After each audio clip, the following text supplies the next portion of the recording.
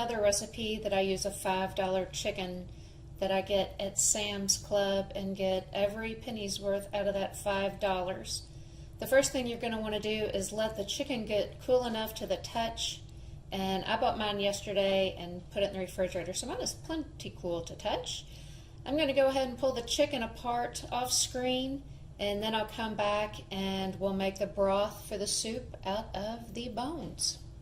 I'm back from taking the chicken off of the bones, and I left them in pieces that are big enough that you can get a nice sized bite, but not so big that you can't fit them on a spoon.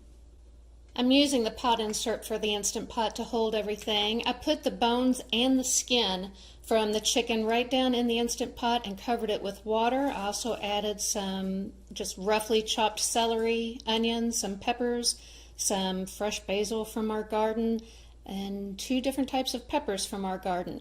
I'm going to cover this and I'm going to just hit the broth button and cook it for, I don't know, maybe 20 minutes or so, enough to get the vegetables soft enough that they have released some flavors, and then I'm going to vent it on my own. You don't have to vent it on your own. It doesn't have to be babysat, but usually you let things slow vent if they need that extra time for cooking, and since this chicken's already cooked, it does not.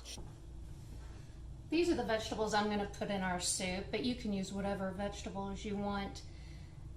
These peppers, usually I don't put these many in here, but they've been in there for a while, so I'm going to dice them up and throw them in there. I have some peppers from our garden, some celery, onions, and some basil from our garden. I'm not going to use all that, just a few sprigs. And we also grow kale and Brussels sprouts. This one doesn't have Brussels sprouts, but just so you know, you can eat Brussels sprout leaves, not just the Brussels sprouts, but the actual leaves that grow out of the plant.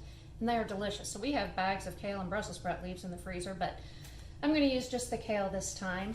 And I just wanted to remind you to make sure that you get out your garbage soup bag. And for those that have missed it, I call it garbage soup because I make vegetable stock out of things that everybody throws in the trash.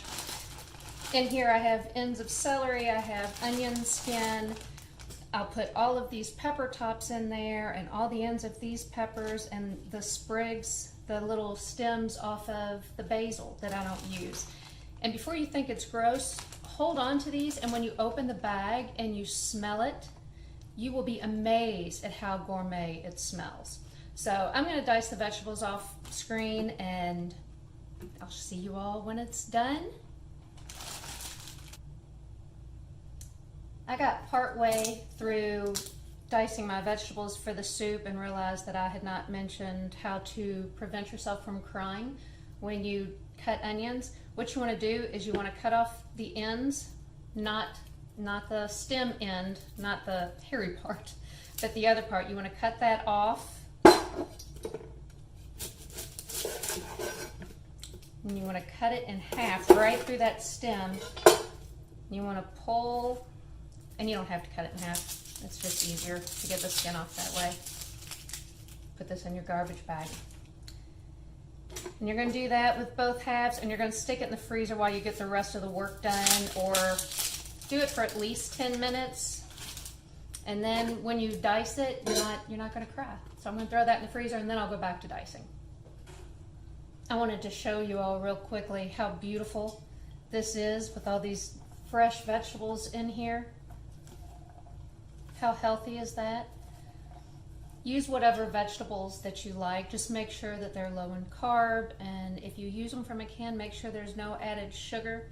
Try to use fresh vegetables if you can. I would have put a little cabbage in here if I had some, and I'm still going to add the kale, but yeah, just try to keep the vegetables fresh. Avoid potatoes, avoid corn, anything that's high in sugar or high in carb. This is very keto friendly, and I'll be back after the next step is done. Once the time on the Instant Pot is over, pull out the steam basket from the inside and drain the bones and the skin. And then pour the broth through a strainer and add it to your vegetables. And then you're just going to let this sit on the stove until the vegetables are tender. There's the finished product. It doesn't get much healthier than that. If you make the recipe, please let me know, and let me know if you like it. Let me know what vegetables you used. I'll wrap it up and I will tell everybody happy fasting.